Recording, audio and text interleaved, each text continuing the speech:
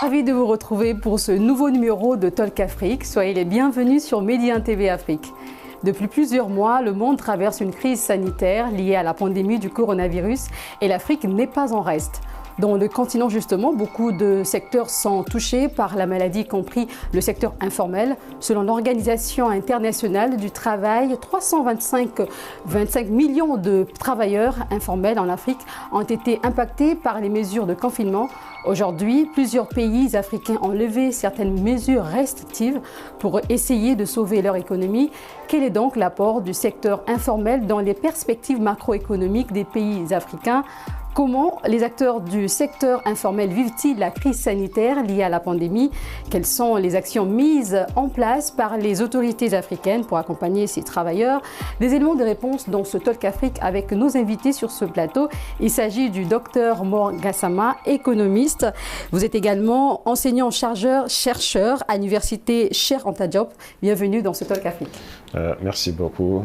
Mes salutations à tous vos téléspectateurs. En face de vous, Abdou Diaw, vous êtes journaliste spécialiste des questions économiques. Merci d'être là. Merci beaucoup et bonjour à tous les téléspectateurs de Média TV. Très bien. À cause du coronavirus, beaucoup d'activités étaient à l'arrêt dans la plupart des pays africains et on a vu que les autorités sanitaires ont pris des mesures strictes, des mesures, je dirais, drastiques pour faire face à la maladie. Cela valait-il la peine, d'autant plus que le virus continue de circuler jusqu'à présent? Oui, en tout cas, tout au début, on avait vu que nos autorités avaient pris quand même pas mal de mesures. Disons, il ne s'agit pas de mesures en fonction de nos réalités, mais plutôt, dans la plupart du temps, ça ressemblait plus à du copier-coller de ce qui nous venait ailleurs. À un certain moment, on s'était rendu compte que ce n'était pas très adapté par rapport donc, à notre mode de vie, par rapport à nos activités. C'est ainsi que les gens ont cherché un peu à rectifier petit à petit pour s'adapter par rapport donc, à la réalité de notre économie. Parce que si en Europe, on a confiné les gens parce que on est dans une économie où l'essentiel est formel. Ici, c'est le contraire. Donc, si vous voulez demander aux gens de rester chez eux, vous n'arrivez pas à les identifier ou encore à les verser donc, une indemnité, ça va être extrêmement difficile. Et c'est exactement ce que beaucoup d'Africains ont vécu pendant cette période-là. C'est pourquoi, encore une fois, nous avons quand même salué les toutes premières mesures prises parce que comme on ne connaissait pas, il fallait, c'était une première d'ailleurs, que ce soit en Afrique ou bien ailleurs, c'était une première. Voilà. Oui, c'est ça. On ne connaît pas, il y a des risques qui sont là.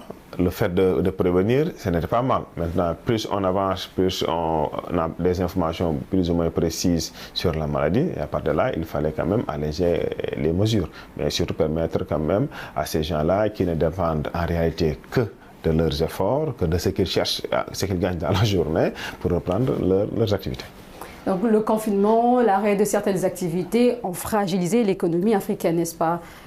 Oui, merci. Vous savez, la crise, certes c'est une crise sanitaire, mais qui a eu des ramifications économiques, socio-économiques en Afrique, donc d'une manière plus ou moins particulière. Donc, et aujourd'hui, presque tous les pays étaient affectés effectivement par cette crise. Et je pense que les États ont fait preuve de recul. Contrairement à ce qui est appliqué dans d'autres pays comme en Europe, n'est-ce pas, avec le confinement général ou bien le confinement total. Je pense que les autorités, les États ont fait preuve de recul en instituant par exemple un confinement partiel. Parce que, comme l'a dit tout à l'heure Dr Gassama, la configuration de nos économies impose à faire des choix qui correspondent aux réalités de nos États. Et comme quoi, par exemple, d'ailleurs vous l'avez évoqué tout à l'heure, le secteur informel, donc la configuration, le fait que les économies soient dominées essentiellement par le secteur informel, donc doit nous pousser effectivement à revoir, à repenser les modes, les stratégies de lutte donc, face contre cette maladie. Et aujourd'hui, l'épreuve de recul, c'est quoi? C'est qu'on a mis en place un confinement partiel pour permettre à l'économie de pouvoir respirer, parce que aussi, ils étaient disons, tenaillés entre l'enclume et le marteau. L'enclume de l'économie, autrement dit, sauver l'économie, mais aussi préserver la santé des populations. Et je pense que, en tout cas, c'est le constat que j'ai fait. Les autorités, les États ont fait preuve d'équilibre, pour permettre, pour sauver non seulement l'économie, mais aussi préserver la santé des populations. Et aujourd'hui, les idées, les réflexions, effectivement, tournent autour de la relance. Quelle stratégie à mettre en place pour relancer les économies, parce qu'elles ont été durement touchées par la pandémie. Certaines entreprises sont fermées, certains ont été contraints effectivement à aller au chômage, et aujourd'hui cela effectivement se répercute effectivement sur les taux de croissance, parce que les dernières projections qui ont été données par les institutions, que ce soit la CIA, la Commission économique Afrique, la BAD, etc., on parle de récession, et je pense que cela fait des années, des dizaines d'années que l'Afrique ne connaît pas effectivement cette réalité économique extrêmement difficile. On sait que la crise est toujours là, le coronavirus, on sait qu'il y a toujours la Covid-19, que ce soit en Afrique ou ailleurs. Docteur Gassama, comment vivent les travailleurs qui sont dans le secteur informel? Comment vivent vraiment, justement ces acteurs-là? On sait qu'il y a la crise. Jusqu'à présent, comment est-ce qu'ils arrivent à s'en sortir? Oui, de manière générale, ce sont des gens qui sont dans pas mal de domaines. L'artisanat, le petit commerce, dans l'agriculture, dans l'élevage, etc., mais qui ne sont pas du tout formalisés.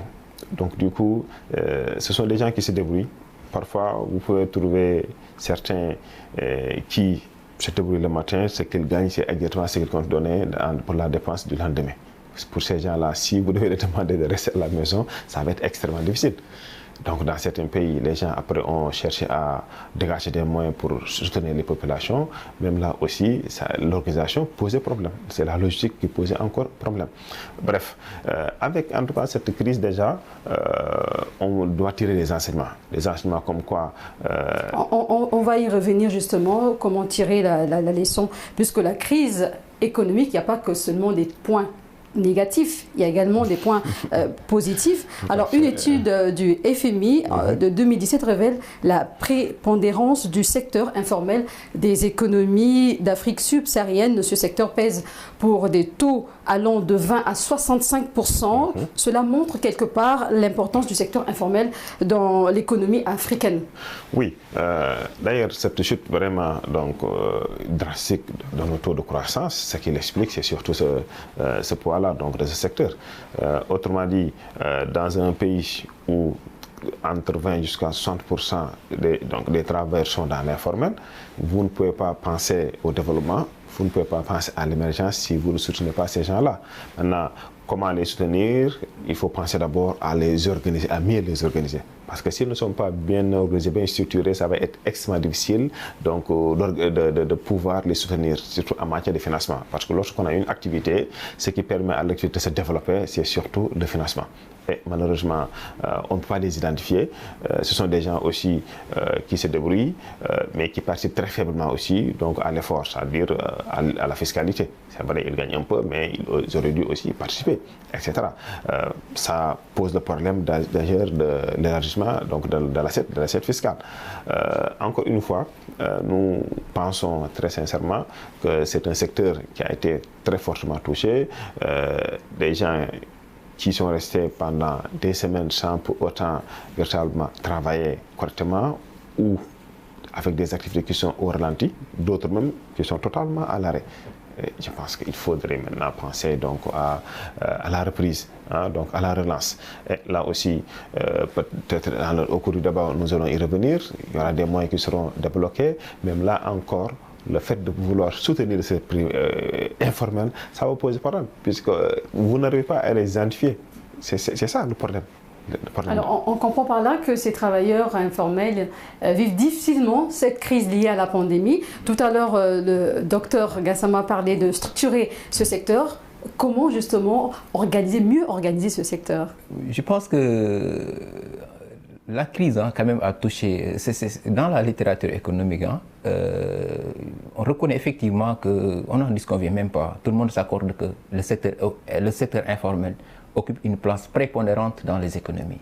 Et vous savez, vous prenez l'Afrique de l'Ouest, c'est la même configuration. Le Mali, le Bénin, Burkina. D'ailleurs, il y a une étude qui a été réalisée par Ahmed Alimba, l'actuel directeur, en partenariat avec Nancy Benjamin, je pense, avec l'AFD, Banque mondiale, pour montrer que vraiment comment le secteur informel joue un rôle extrêmement important dans nos économies.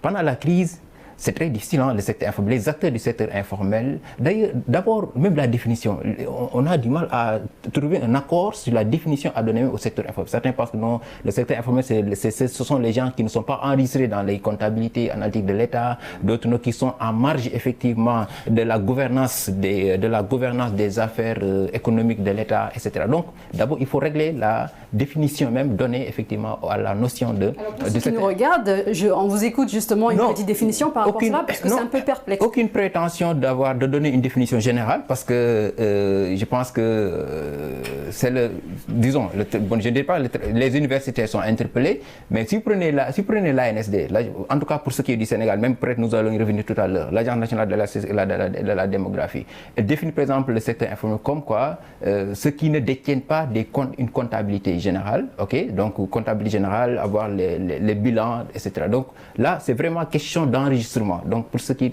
ne disposent pas d'une comptabilité générale. Vous allez par exemple dans d'autres définitions, on parle des critères d'enregistrement, des critères de la fiscalité, est-ce que verser de la fiscalité, etc. C'est pourquoi je dis que pour le moment c'est très difficile d'arrêter, de stabiliser une définition qui correspond effectivement au secteur informel. Ceci étant dit, vous prenez le secteur informel parce que avec les mesures de semi-confinement, vous prenez à Dakar, etc., à 20h ou bien à 16h, les gens se libéraient pour rentrer. Et c'était très difficile, les activités étaient réduites. Si les activités étaient réduites, mais bien évidemment, cela impacte effectivement le chiffre d'affaires. Mais aussi, il faut souligner que, en plus, ils n'avaient pas les filets sociaux. Contrairement aux salariés. Aux salariés, quelle que soit l'année, vous percevez votre salaire. Ou bien même vous percevez 75% comme le font. Par exemple, certaines entreprises l'ont fait au Sénégal, pour faire suite aux mesures prises par l'État. Mais vous prenez ceux qui travaillent dans le commerce, ceux qui travaillent dans le service, ils ne disposent pas d'une sécurité sociale, ils ne disposent pas d'une assurance maladie. Et là, ça devient plus difficile. Du coup, c'est entre la vie et la mort. Soit je vais braver les mesures imposées par l'État, ne serait-ce que pour chercher la dépense quotidienne, ou bien même pour rester chez moi pour mourir de cette maladie. L'autre chose, c'est qu'il faut relever que le secteur informel était l'un des segments les plus résilients face à cette crise. Pourquoi? Parce que aussitôt, durant la crise, ils se sont réadaptés. Okay? Ils se sont effectivement assurés une certaine reconversion. Certains, ceux qui vendaient, ceux qui faisaient du commerce, etc., facilement, ils sont maintenant dans le commerce des masques. Okay, ou bien même les gels, etc.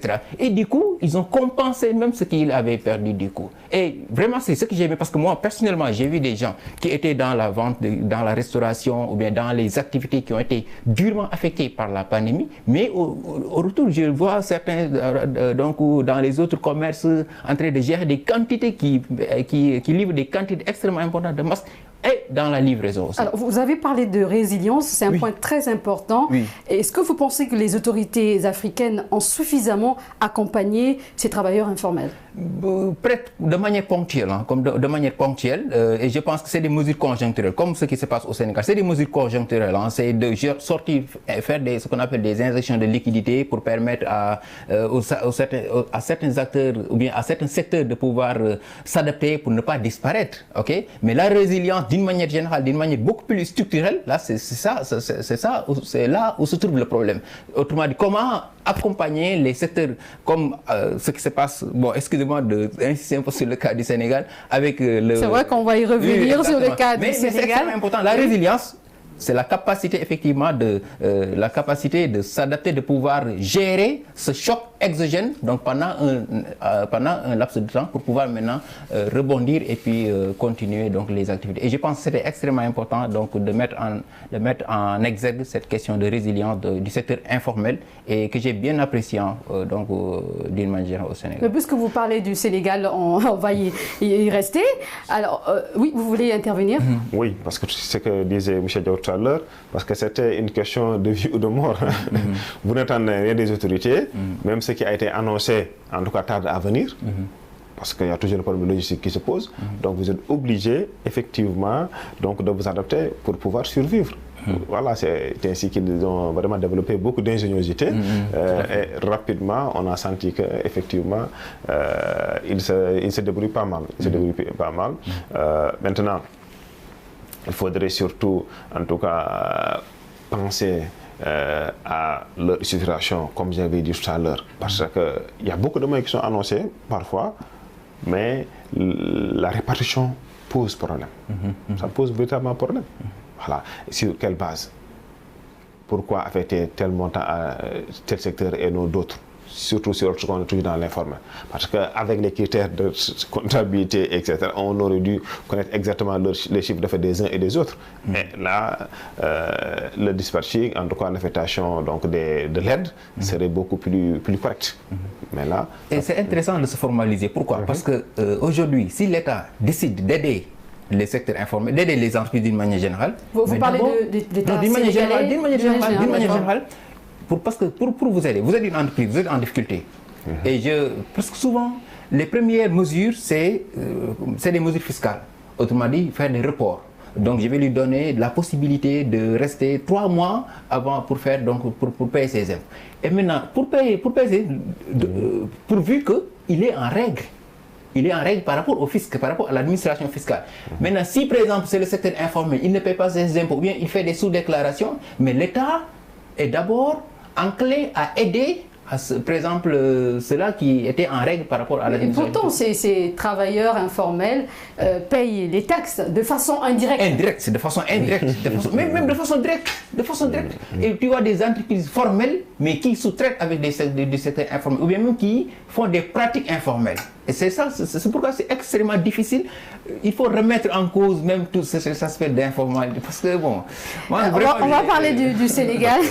On va parler du Sénégal. Beaucoup d'activités tournent au ralenti.